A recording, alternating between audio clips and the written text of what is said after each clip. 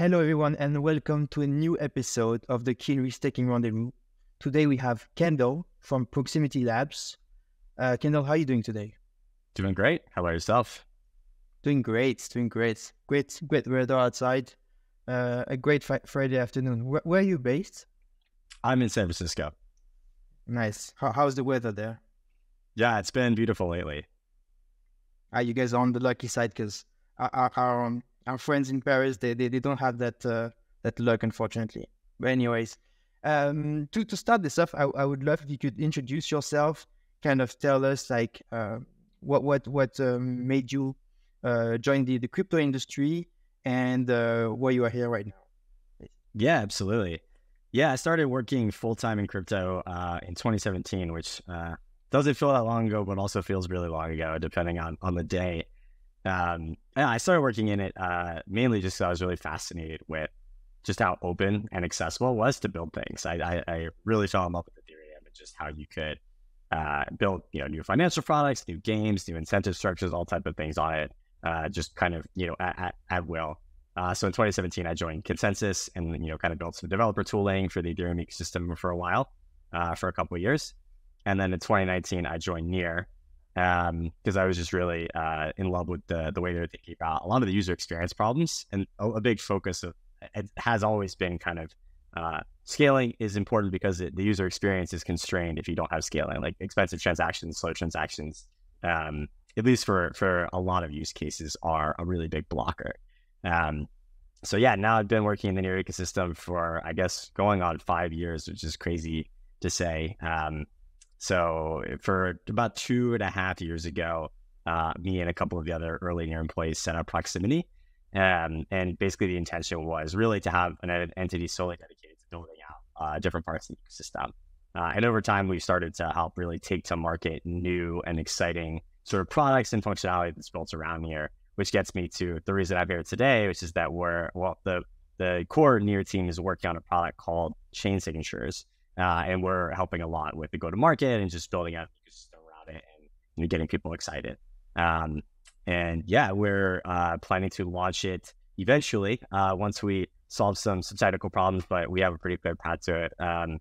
It's planned to be launched as an AVS, taking advantage of the incredible economic security that Eigenlayer can present. That actually I think is going to have some interesting cost structures as well, and just really make this product all that it can be.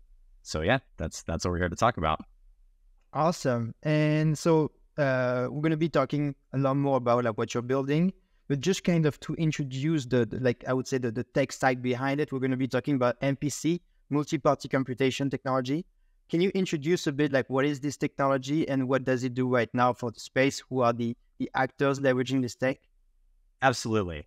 So the main idea so MPC stands for multi-party computation. The main idea is that you have a distributed set of parties that each have some sort of private information, and they're able to basically utilize that private information to kind of create some sort of deterministic, usually like signature or computation, basically. Like that's the computation part of MPC.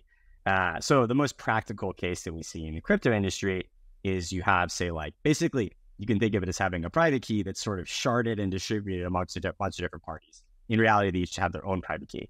And what they can do is basically sign for a given public key and consistently sign some sort of information using a given public key.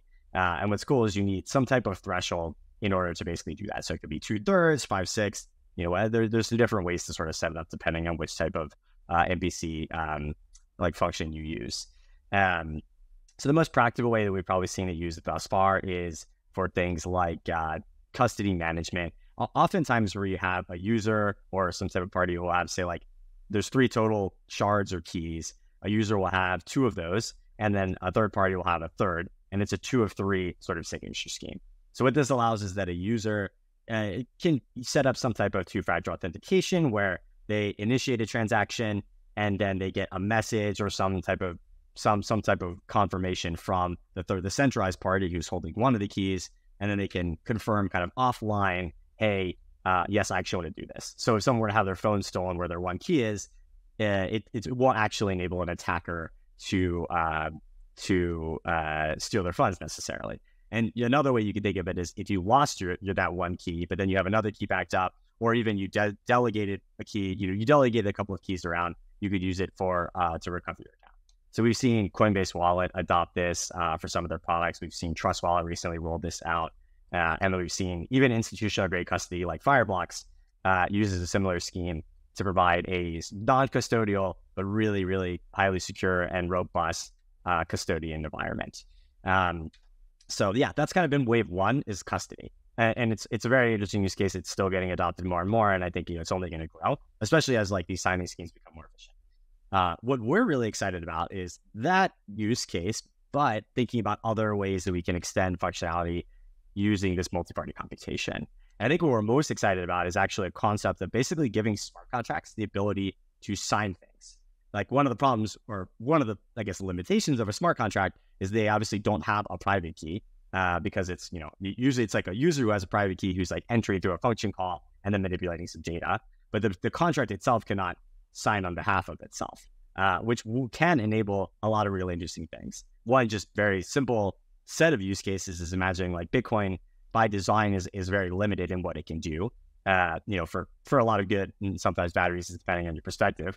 But what would be cool is that if you have kind of a decentralized MPC network that can be controlled by smart contracts, so enabling a smart contract to sign, a smart contract could then actually manage Bitcoin assets. And this can unlock an entirely broad set of cases. You can imagine like MakerDAO style stablecoins that are built basically on top of Bitcoin and utilizing native Bitcoin. It can enable swaps between Bitcoin and Ethereum and other chains. And we've even actually seen some adoption with this, with chains like Thorchain uses a very similar type of scheme to enable Bitcoin to Ethereum trading, and some newer protocols like Chainflip do a similar thing.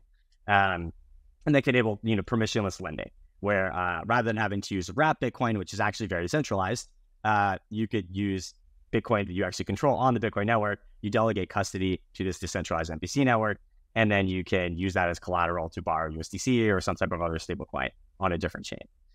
So it's a very, very interesting design space that we think has started to be explored, but has been underexplored because there haven't been that many really flexible protocols that have existed. So that's what we're particularly excited about. Great. So MPC started off for the industry as kind of like a way to do like self-custody like differently, like kind of like a way to implement like super multi-sig, if I understand correctly. And what you're saying is that the interesting part of this is that actually like it could be a great tech to be leveraged by interoperability protocols. Exactly. Interoperability protocols are one example of of a use case in addition to custody. Another one that's quite different is you could use this to basically, you could have like a key that encrypts, basically use this public key to encrypt some data, and then you could only decrypt it by having like the multi-party network kind of signed to decrypt it. And what's cool is you could then have a smart contract that's controlling when something is encrypted or decrypted. And with a great use case for this would be if you want to, have some type of information someone can buy, and they can only if they hold an NFT or some type of identifier, can they actually decrypt this information. So there's many different interesting use cases. It's like we think it's basically there's a very broad design space here, and we really want to open up what's possible to explore. But interoperability is certainly, I think, the next wave of use cases that we'll see. And I think we'll see it become pretty pervasive here in the next 2 years. So a lot of MPC, there already are quite a few MPC-based solutions for interoperability. I think we'll see even more and like new sort of design patterns for them. Very, very cool. And can you run us down a bit? What's the origin story of Proximity Labs and everything you're building with MPC? When did basically Nir decided to build products like this? And also about the relationship you guys have with Eigenlayer. When did you guys decided to become Eigenlayer AVSs? Yeah, sure thing. So Proximity is not building the core technology that's being built by the Pagoda team. So they actually started building it before we heard about it. And the main reason they were building it is we're as Nir, we've been really trying to push into serving a more multi-chain type of world. Nir is a very scalable chain, and that's great. But we also recognize that there's a lot of chains out there that people want to interact with. But one of the core problems is that if you want to interact with 5 different chains right now, for the most part, you need a pretty different setup for each chain. and depending on what type of combination you get, there's like basically no solution out there that serves everything. There's literally zero. You can pretty easily get yourself into a situation where you're going to need at least 2 or n number of products for using n number of chains.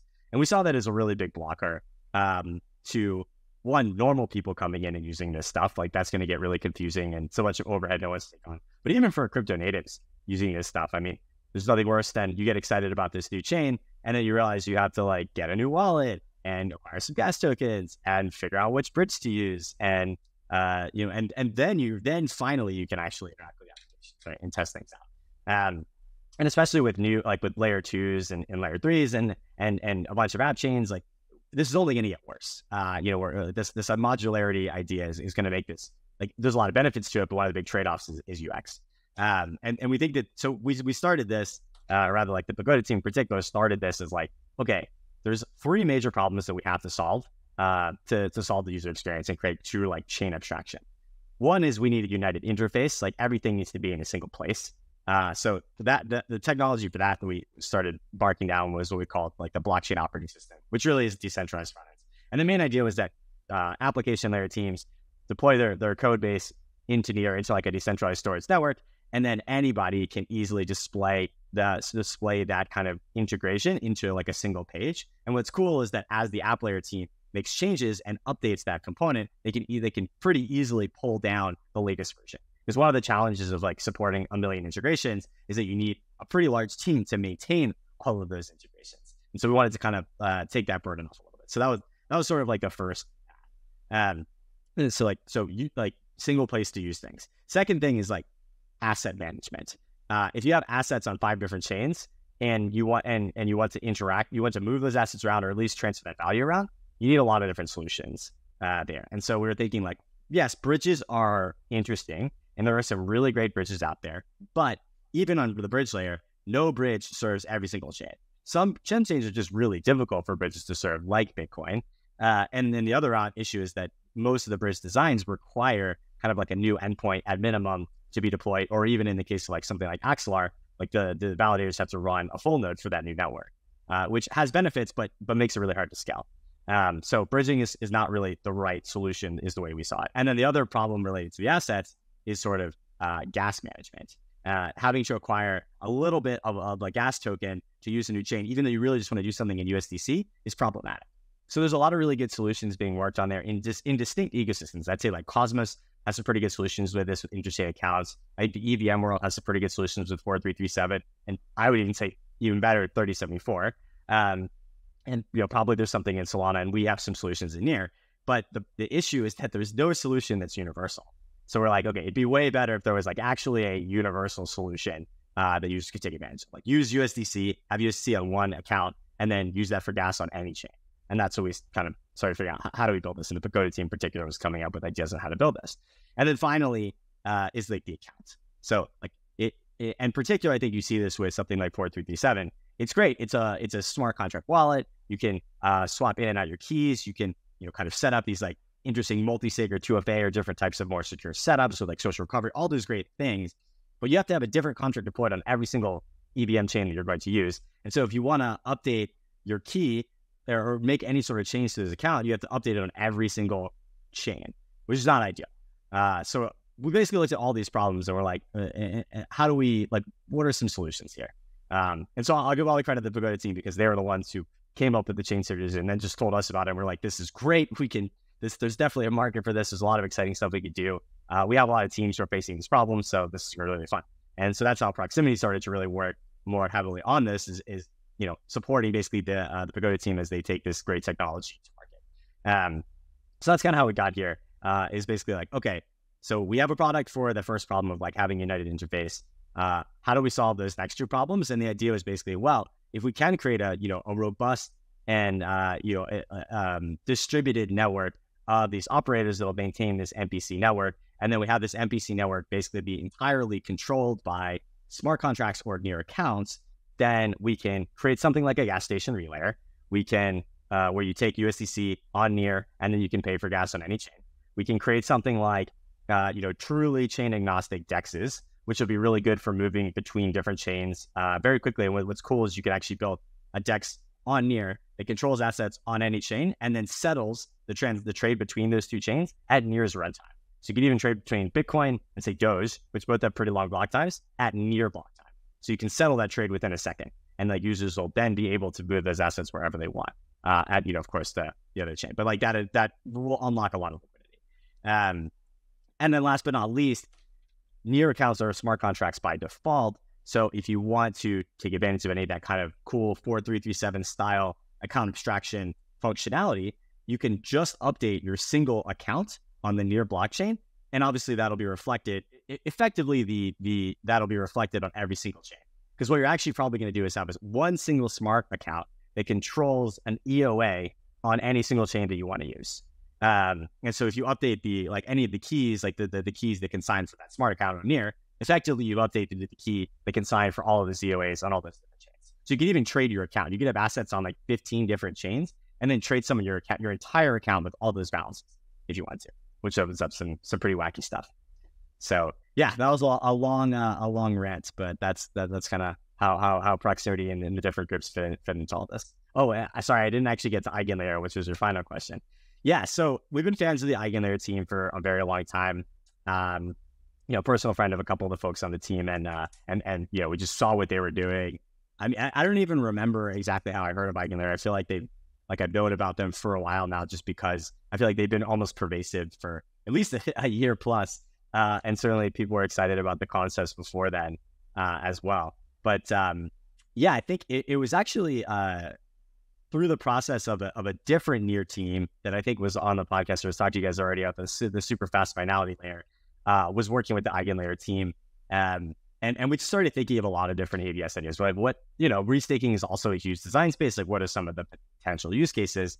And so during the design process for chain signatures, one of the key questions is like, well, the biggest risk of this is some type of collusion between the different operators to then steal some underlying assets. And so there's several levels of security that can, help prevent this. One of them is if you have a single honest operator that ends up getting a request to sign a malicious payload that wasn't requested by an end user, they can report that and then slash all of the parties that basically contributed to that signature. So there is a one-of-n honest majority assumption that can be powerful. One of the issues, though, is you could, in theory, still have like really insidious offline sort of collusion where you don't even have reported anywhere. You don't like request the signature openly, only with the parties you already colluded with, and then you go and like steal a user's assets on Bitcoin or something. What's great is that you can prove that transaction happened on Bitcoin, and you could even we have a bunch of light clients running on Near for all the major chains. Soon will be Bitcoin included, and so you can prove that transaction happened, and you can also prove that it happened at a different time than when a request was made, or that there was no request made. And so you have a way to sort of deterministically say, okay, this transaction should not have happened. And so like we have to penalize some folks who participated in this. But you need for them to have a penalty to pay. And ideally as big of a penalty to pay as possible. And that's where, the real magic behind the idea of restaking comes in is, I think you can just get more economic efficiency from the restaking approach than if we just like had our own staking sort of setup that was created. Which, I mean, the reality of it is it'll likely probably sort of a hybrid, because I think what we also want to do is have, different, like basically completely different groups that have different incentive structures that are all part of the same MPC operator network, so that, you have like, because I guess real security and real decentralization comes from like a distribution of like all different types of things, like geographies, like hardware, companies versus individuals, all types of factors. So we'll probably see sort of a hybrid, but very excited about, I think, the economic efficiency and just, I mean, the quality of the product, because it's such a high quality team behind EigenLayer that they're going to bring to, to this mix. Yeah, definitely. You said it very well. I'm definitely excited to use it for maybe a piece of my Bitcoin. I would love to see how far my Bitcoin can go on other chains. My follow-up question was around like a more broader question about this, is that why do you think you need this solution to be decentralized, and why do you need that economic security to be backing this decentralization to be Ethereum economic security, where it could have been any other economic security, and maybe also near economic security? Yeah, it's a great question. So one approach would be to do this in a way where you have like these known parties who each have some sort of legal agreement to relay these transactions and sign these transactions. That is one way to do it. I think one of the downsides to that is at some point in time, you could run into some problems where they might just choose to not sign certain payloads. So one of the nice benefits of this is that all they're signing is a hash. And so they don't really know where they're signing. It is quite private, but there's, ways for them to like try to figure out where it's coming from and have a lot of heuristics to decide, I don't want to sign that.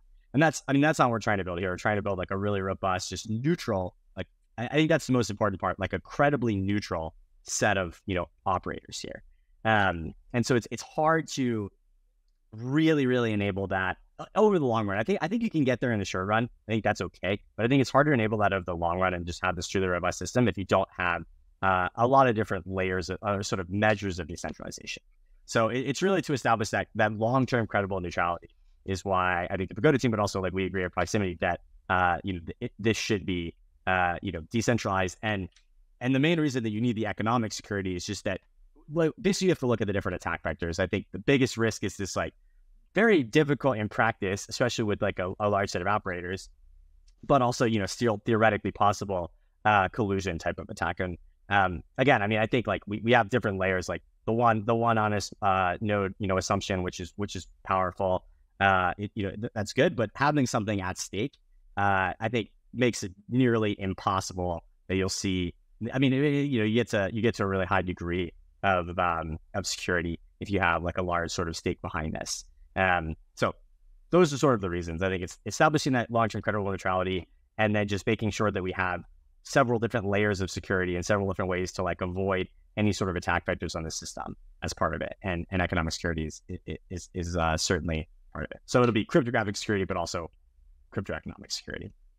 Okay, and you chose Ethereum economic security because you thought... Yes, good question. Well, again, this actually gets to, there's a couple of reasons. So we will be using Near for part of the economic security for sure, just because, we do have substantial bit of an economic security, and we have, really aligned set of actors who want to do what's best for the Near ecosystem and of course for the users there. But I think the really key part of why, Ethereum is very attractive as a part of this security mix, one obviously is just you can get, some pretty high dollar value, and the Ethereum restaking, I think, the cost is going to be quite attractive. Like you can get high amount of economic security for, like a pretty efficient cost. But also like the important thing is Near's community is different than Ethereum's community. Certainly there's some overlap, but there are independent sort of parties there. And I think what we really want to do is get to a point where the participants in the MPC network come from pretty different communities, have different incentives, and like that's what's going to provide the greatest amount of security. Is like not just the dollar value, but also like where and what motivates these different groups. And we might even see a long-term future where there's like Bitcoin restaking for this, like ETH restaking for this, and Near restaking for this, like a lot, even non-restaking ways to secure it. Just a lot of different mechanisms. And the cool thing is like because of the way the NPC works, as long as they're running the same node, and like they're storing their key in the right way in an HSM or whatever it is, and you're participating actively, and then they have some sort of economic reason and something at stake, basically solving the kind of nothing at stake problem, then you can have a coherent network and one that'll be really robust. Even if like for some reason, one of the chains goes down or like whatever ends up happening, we could be more robust against that. So it's ultimately going to be a mix. But I think in the short term, like just it's very clear that I think the most economically efficient restaking setup is going to be Ethereum, right? I think you see that in the numbers today. Makes sense. Yeah. And talking about economic security, I guess now that you're building an AVS on Ethereum, and eigenlayers TVL traffic is close. It's very dependent on the ETH prices, of course, but it's hovering around $15 billion. My question to you is, how much of this economic security do you actually need? And have you also looked at the different ways you could get this economic security? Like, Have you looked at the pros and cons of pooled security versus attributed security? What are your thoughts there? Yeah, it's a really good question. So I think we have the benefit of, by the time this goes live as an AVS, it'll have been several months after we'll likely have seen some other AVSs go live. And so I mean, I would say I personally, and the Pagoda's team's views is probably a little bit different, but like I personally, have some theses on what's going to happen, but it's, that it never works out like that in practice, as we've learned from running these type of systems and participating in these type of systems. So yeah, I mean, I think one thing it's going to be really interesting to watch is like for our type of security model, or like this AVS type of security model, the really dumb way is like, okay, however many assets you have under sort of management, like, that these MPC operators are securing, that's how much economic stake you need. Or like, that's the maximum amount, right? That's like, I mean, Augur kind of came up with that idea like many years ago. So that's one way to think about it.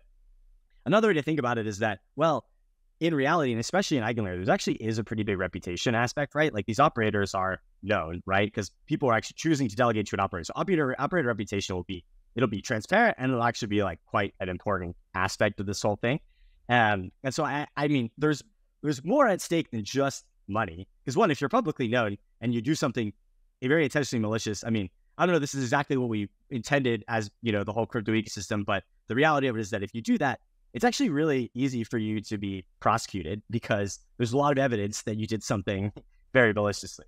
And we've seen people now go to jail for doing this type of thing. So I think there's a lot more at stake than just the amount of money that you might be able to take. And especially if it's like, a fairly small difference, like not only are you going to get slashed economically, but like, fine. So, you steal $2 billion, you lose $1 billion. So you made $1 billion, but then you go to jail. It's like, I don't think it's actually going to work out that way. So I don't know if it has to be one-to-one. I think the cost will actually end up being less. I don't know how much less. I think that's what's still still figured out. And then the other aspect is, we do like the first line of defense is actually that cryptographic security of you can submit a cryptographic proof that somebody was trying to sign a malicious request, which doesn't actually require really any or like much of the kind of economic security technically. Like you could just sort of get you could basically just decline the request and kind of nuke the request. So I think that's probably going to be an important part of it as well. So I think ultimately the cost will be lower than the amount of assets under management. And they'll probably even see, the wallet use case, for instance. I think in practice, we're going to see users probably retain kind of a master key and then use this signing network as sort of a confirmation key. And so in that case, collusion is actually impossible. So probably what we'll end up looking at is what is the sort of total value secured of all of the smart contracts who are building protocols using this technology. And they'll end up being some type of heuristic of somewhere less than 100% of the sort of assets under management. So, I mean, it's really hard to say. I think probably we're still looking at, $1 billion plus would be ideal. But yeah, we're going to learn a lot over, I think, the next 6 months as to, what the costs really end up being and how much economic security you need. Very interesting. And yeah, so we talked about the economic security aspects. If you take the other part of the equation, you look at who is providing this economic security. And who is providing the economic security are the restakers that delegate their ETH to operators. And it's so the main thing that they care about is the incentives part. Of course, they want to be aligned and they want to help great initiatives in the ecosystem, but they are definitely interested in getting their incentives. So how will your AVS incentivize this economic security to be attributed to your protocol? Yeah, it's a great question. So there are going to be fees taken immediately for chain signatures. I mean, there already are on Testnet, but the way it works right now is basically the request for a chain signature to basically the request to the MPC network to sign something is made on the near blockchain as a transaction. So there already is a fee that has to be paid there. So there's a couple ways that you could extend even that fee logic. You could, of course, charge a little bit extra on top of that. And I think that'll just be borne out as what is sort of the prevailing rate for a signature as to how viable it is, what that sort of cost model look like. Another option is Near actually has what's called contract secured revenue, which is basically like we built this into protocol a very long time ago, which is that 30% of sort of the gas fees paid on any sort of account is then given to that account. It's kind of rebated to the smart contract. So in this case, the signing smart contract that the MPC operators are listening to will be earning some revenue.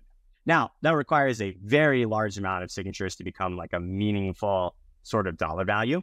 So a lot of that particular model being the right one is going to depend on what is the sort of adoption of this tech. So I think that's probably a long-term play, maybe even a very long-term model. Shorter term will likely involve some type of additional fee on top of like the sort of signature that can be passed.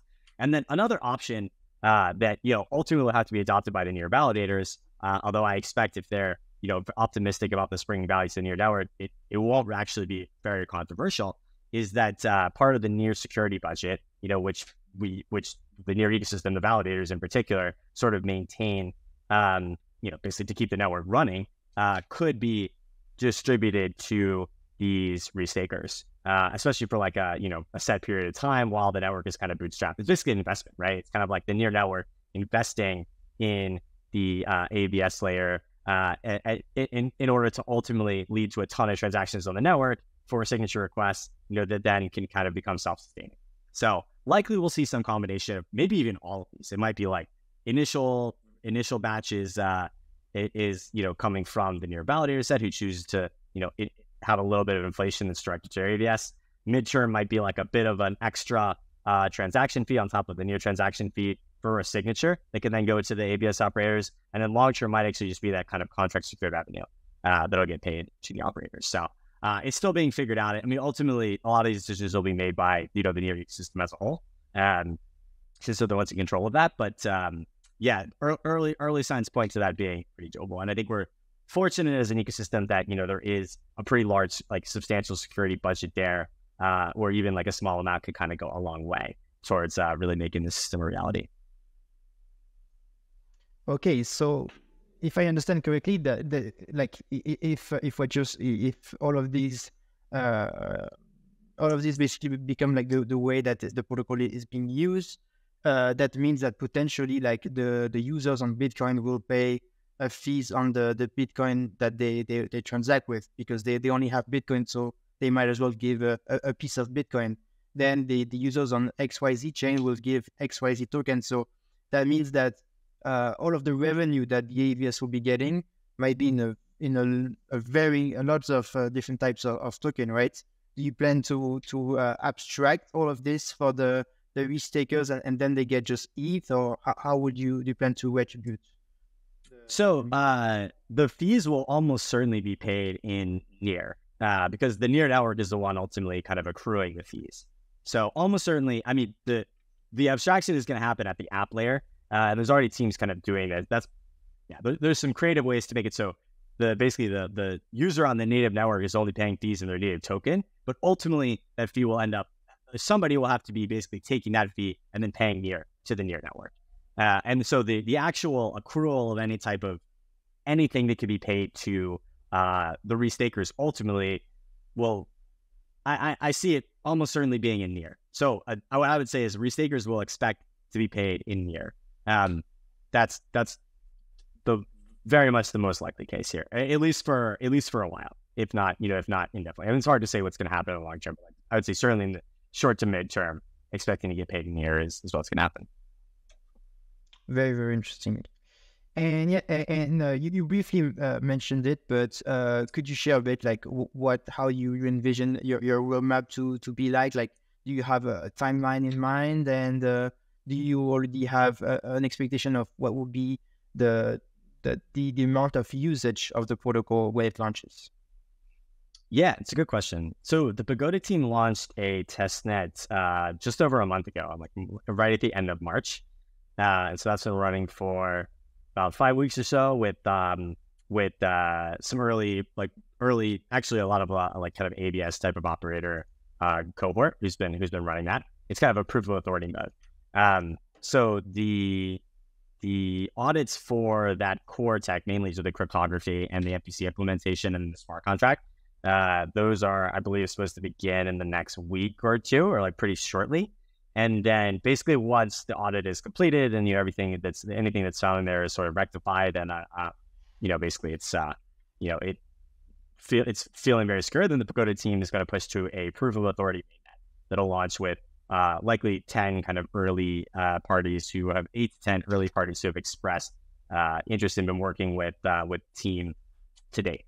And so the intention there is basically to give developers an opportunity to start building on it. So the idea is like there's a new design space here. There's a lot of infrastructure that's going to have to be built. Best practices are going to have to be developed around this technology at the application layer. And so the decision was made basically to really target those developers first and give them the opportunity to start building these applications, and also understanding that they know who's running this system, that it's really, really reputable group, and that it's like this is a good way to kind of bootstrap the network. So we're expecting to see, I'd say, over the first 6 months or so of that, quite a few applications launch. There's at least 10 teams who are building full time using this right now, and a lot more that have reached out and expressed interest. So it's still very early days, and very much like aiming much higher than that. But there's already quite a bit of it, and a pretty diverse group of teams who are building. We have some teams building multi-chain DEXs, multi-chain lending, quite a few wallet teams, Telegram wallets, regular wallets, like the kind of the whole sort of stack. And then even a lot of a couple applications looking into building Bitcoin functionality, like really trying to solve some particular problems for the Bitcoin system, particularly around like runes and ordinals trading.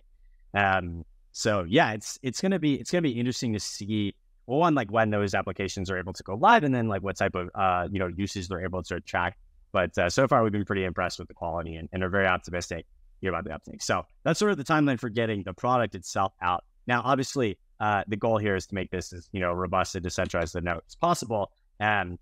So I think the timeline for that, one of the big considerations is what really makes this powerful. Like the biggest benefit to add to this using EigenLayer is the slashing.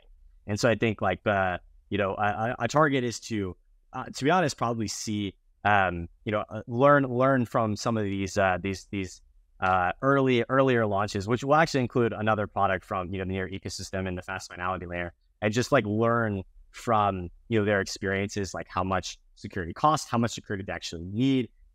When slashing goes live, like what type of slashing conditions are people launching with, how are they being used, like how are they testing it, right? Because I think this has been interesting learning from watching the layer 2 ecosystem is fraud proofs are hard because they should never happen. And so it's hard to know, like, do they actually work? You try to test it, but it's complicated and it takes some time. So all those factors I think are going to play into this system. And so the team is very much, kind of taking it to like, let's be very, very close to, teams who are building this and like really learn from, some of these best practices and then turn this thing into an AVS once those are established. And also, one of the big things here is making sure that a large enough set of operators can actually participate in this network. And that requires like quite a bit of basically just engineering work and even some design work, is going from that sort of 8 to 10 network to a scalable, 30, 50, 100, hopefully eventually more set of operators.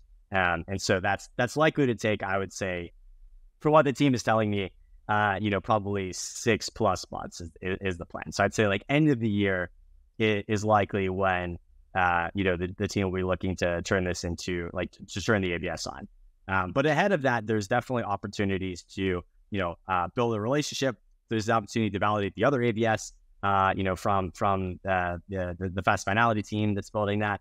I'd say on the proximity side and the Pagoda side and others, very always interested in kind of building relationships with operators. A lot of them, fortunately, are already near validators. So that's another good way to kind of build a relationship. But there's going to be definitely, I'd say towards the end of the year is when we likely expect things to transition. Awesome. Yeah. And we internally at Kiln, we're also extremely excited to see like how all of this will play out, because you are very right in saying that slashing is currently not available on EigenLayer mainnet, and it's going to be a crucial part of the process to see how slashing works practically on mainnet, to understand basically like what people can actually do. how people can actually build things and how people can actually rely on this slashing, this economic incentive to behave well, to make sure that they can build the best protocols. And yeah, it's also like going to be interesting to see how the Eigen token, for example, like plays out in all of this, because it's something that was recently announced and that will presumably allow for more intersubjective fault resistance, basically. So very interesting stuff. I had a question, kind of I would say a very personal question for Kiln is, how is it to run an operator on Proximity Labs on your AVS? How is it? We're already running an operator on NEAR. How much of a stretch is it to run the AVS? And is it something that will be like very, very scalable once you'll support like many chains? Yeah, so it's a great question. So the Pagoda AVS is quite lightweight right now. I think like a lot of the current operators are running it on like an N2 instance on GCP. So not an insanely powerful instance. The things to watch. So a couple of things that are important. One, the intention is actually to make this operator, like the actual usage, or rather its function, extremely limited. The only thing it does, I mean, only being he's doing a lot of work here, but it listens to a smart contract on NEAR for a payload, a request for a payload, and then it basically derives a deterministic sort of public key to sign on behalf of, that's based on the NEAR account that's requesting it, which should also be a smart contract, and the derivation path that's passed in as part of like one of three arguments for the function. So you pass in a payload, derivation path, and signing scheme. So basically, yeah, like takes the payload, takes the derivation path. It's like, this is the public key I'm going to use, and then uses the signing scheme to actually complete the signature, and then returns the signature back to the NEAR blockchain. So the cool thing is that to add new chains, nothing actually has to be done. The only thing that has to be done is supporting signing schemes, right? So initially at launch, ECDSA will be supported. The code team's already working on EDDSA, which a lot of that work can actually be reused for things like Schnorr signatures, which is great. And then, eventually there'll probably be BLS and maybe some other signature types. But for the most part, within probably a few months of launch, there'll be support for most chains and signature types that are used in practice today. And so what's great about that is that any chain that launches that uses that signing scheme, with a couple of considerations, should more or less be supported out of the box, which is really cool. So the adding new chains won't actually add any load, really. In practice, I mean, maybe if there's a new signing scheme that has to be added that's like really computationally intensive, that could add some overhead to the nodes. But that would be the only thing that would actually really, and usually signing schemes tend to become more efficient rather than less efficient. And so like pretty much expecting that, yeah, like actually the core compute requirements won't necessarily change. Now, the big kicker is the amount of signatures that are requested. So that's one of the core focuses of the team right now, is basically being prepared. Like their goal is actually to match the throughput of a single NEAR shard, which is, I mean, depends on the transaction type, but it's roughly like 300 transactions per second at like absolute peak load for one shard. And so that's what they're looking to match by like before the end of the year. And I mean, if the product actually gets that much load for the end of the year, I personally will be incredibly ecstatic, because that would be a smashing success. I think that's like blowing out the top success. So yeah, I think that they'll have enough capacity pretty quickly. So what the sort of node requirements will look like at full load is still sort of being determined, but it should be, I'd say, on the light, like it's not going to look like running a NEAR validator, most likely, just because you don't have to do. Yeah, there's just a lot like less that you have to do than a full NEAR validator. You keep a lot less in memory. You don't have to keep anything in memory. It's like you have the signing material, you sign the payload, report it to the chain, that's it. And then like you move on to the next one. Everything else is kept on the NEAR blockchain. So I would expect like definitely lighter than running a NEAR validator. But again, we'll know when once, like, you always learn about scaling as you're scaling, because it's always sort of unexpected things. So. But I would expect to be pretty lightweight. Great. Just some closing questions and some closing thoughts for you. I would love to ask you if we just take a step back on the entire restaking ecosystem, not just Eigenlayer, but the concept of restaking. How far in the exoticism do you think the builders will go in terms of building new AVSs?